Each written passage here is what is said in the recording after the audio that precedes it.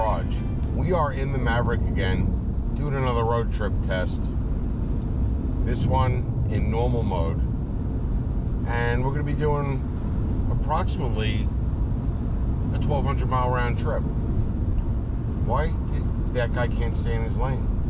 Yes, that's what I was. We're battling idiots on the road. And we're headed south as usual. Driving in normal mode to see what kind of comparison we get on similar roads in normal and eco mode. So we've done this test on main interstates, going through mountains and a lot of elevation changes, a lot of mountains, and heavy interstates, meaning 65, 70, 75 mile an hour speed limits, which people generally will go 5 or 10 above the speed limit, and we just kind of follow along with the flow of traffic. We're not racing to get to our destination, and we've done some comparisons between normal and eco mode. So recently we did a trip traveling down coastal highways, not really interstates, on the East Coast, where the speeds are a little bit lower. So we do have a stretch of about 2 hours where it is a 65 mile an hour interstate. However, we will get down to smaller highways where the speed limits are 55, 60, sometimes 50, sometimes it'll knock down to 45, and it varies, but it's a lot slower than your 70 mile an hour to 75 mile an hour cruising speed, and that does make a big difference in the way the hybrid performs for fuel economy. Right, and it's a nicer drive because you get to see a little bit more on the roads that we're on, because they're not giant interstates where you're just driving forever. So you do see some places to stop and things like that. It's just an easier drive for your mind more than anything else.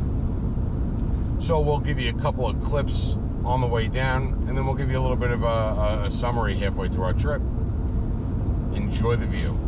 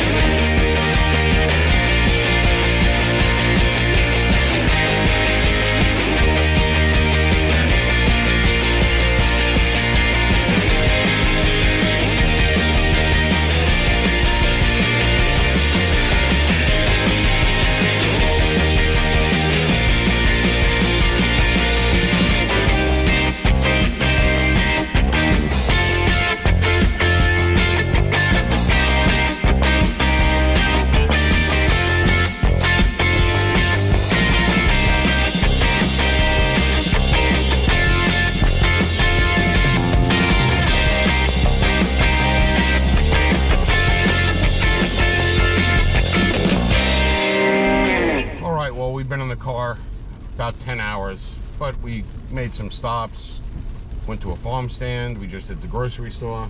So all in all, probably about an 8.5 hour drive. Yep. If you didn't add our excessive stops along the way. We didn't add excessive stops. No, it wasn't too bad. No, we did what we had to do. Lunch, farm stand, grocery store. Right. And lunches, believe me, it's not sitting down and eating for an hour. And we're pulling in now, so. And it's raining. It's raining. I think we got the storm on video, which we have to address. What storm? The storm that we drove through. That heavy rainstorm. Oh, this morning. Yeah. Yeah. think we got that on video. And what I want to address is people that turn their hazards on when it rains hard. When did this start? It became a thing the last couple of years. It rains hard, I'm going to turn my hazards on. You know what that means? That means you become the hazard. Because now Don't drive. you can't tell whether they're turning, whether they're braking. It screws everything up. They put their hazards on because it's raining hard. We know it's raining hard for everybody, not just for you. Don't put your hazards on. It's ridiculous. Heavy snow, heavy rain, I'm going to put my hazards on. No, your hazards go on when you're on the side of the road, broken down, or you're in the road, broken down, and you can't move. That's when your hazards go on. You just make yourself the hazard, and you make it hazardous for everybody. That's my rant for today's trip. We're pulling to duck in the Outer Banks of North Carolina. Again. My happy place. Did the exact same trip, pretty much the exact same speeds, almost the exact same time of the day, and 41.1 as figured out by the computer in the car, because we're going to compare it to what the computer in the car said the last time. We already did a whole at the pump compared to at the car. At the pump, it's maybe a mile per gallon less than at the car. The problem with at the pump is it's just too arbitrary, because every pump is different, and when you're traveling over the road, you can't go to the same pump, and even the same pump doesn't always turn off at the same time. But we're at 41.1. We're going to drive around for a week, probably put about 100 miles on the Maverick, and then do the return trip home. So we'll see you in a week, and we'll finish up with the return trip home. But so far, it just doesn't seem to make sense not to do that eco mode. You know, if you can remember, every time you get in it, we did not do it. We were driving normal mode, no hyper miling or hyper pedaling or anything like that, just driving regular. I use cruise control, Michelle doesn't, just to see what the difference in the mileage is. And so even at lower speeds in normal, we're getting better mileage than interstate traveling in normal, but not as good as eco so far at the lowest speeds, the lowest speed long trip. Right. And we'll see on the return trip home. What did we get last time on the return? I don't know. I'm gonna have to look that up. That's your department. Well, I'll look it up. We'll see you in a week on the return trip home. Hope you enjoyed it so far. Have a great week. I know I hope to. Well, for them it'll just be a couple of seconds. True. For us it'll be a week. Yes. See you in a couple seconds or a week. Time travel. Well, we are on the return leg home, and we did not drive as much during the week. I think the first week that we went on this trip, and we did it in eco mode, we drove about 100 miles during the course of the week. This week, maybe we did 20 to 30 miles, and most of those miles were shorter trips, and we did notice a dip in our miles per gallon during the course of the week after we pulled in initially. I think we pulled in and we were over 40, and when we left we were just over 38, and I think that was because of real short trips, not 5 to 10 mile short trips, like 1 or 2 mile short trips. So I think that was the difference there, and we didn't have an eco mode like we did the first time. So now we're in normal mode again, driving back. We've driven about 2 hours so far. Michelle drove the first leg. I just started the second leg, and we're at 38.8, and we're going by what it says on the vehicle's trip counter thing, because we've already determined that it's fairly accurate. We did some fuel testing and fuel tank testing, doing the math and figuring out what we put in at the pump, and it's within a mile or two difference. It's usually a mile over what our actual had become, so I'm gonna say that it's fairly accurate.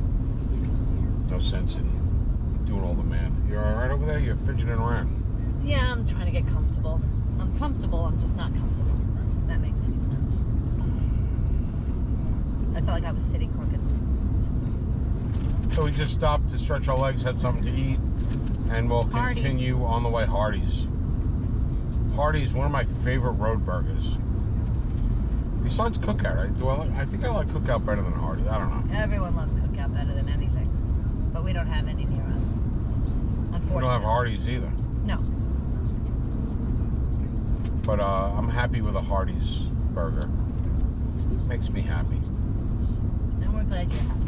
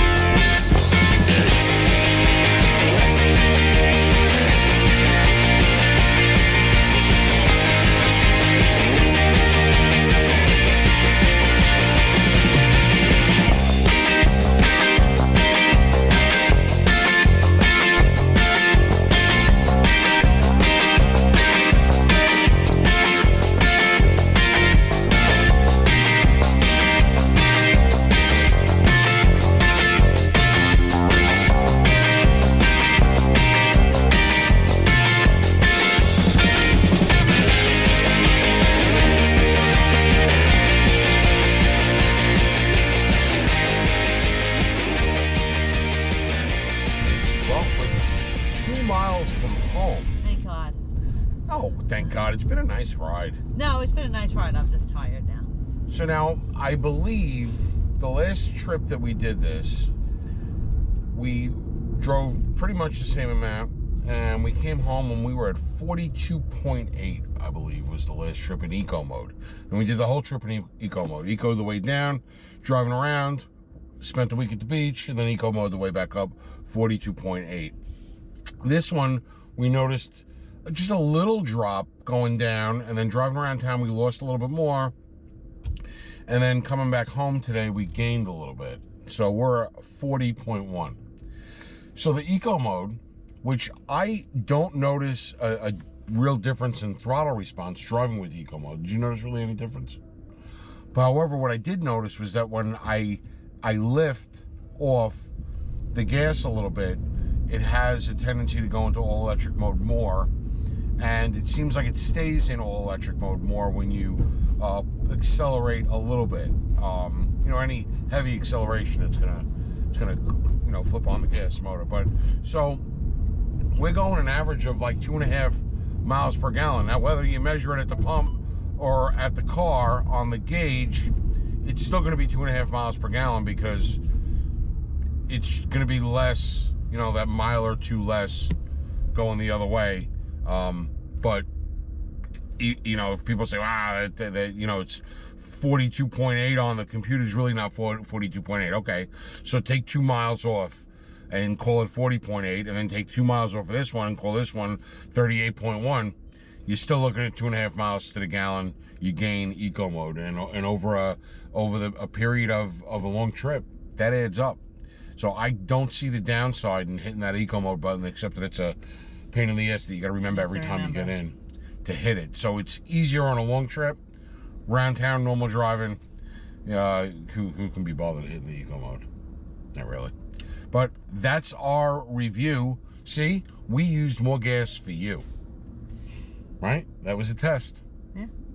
Hope you enjoyed the video. Hope you enjoyed the scenery. And as always, thanks for watching. Bye.